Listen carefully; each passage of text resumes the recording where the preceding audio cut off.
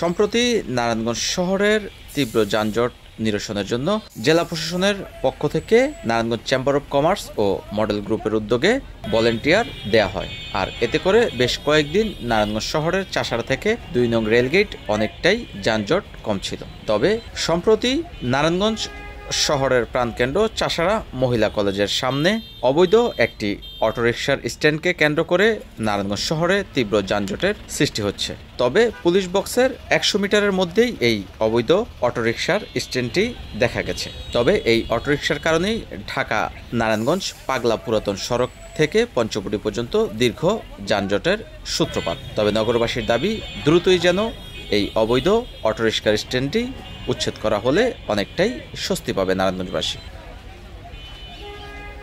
NAN TV, Narayanganj.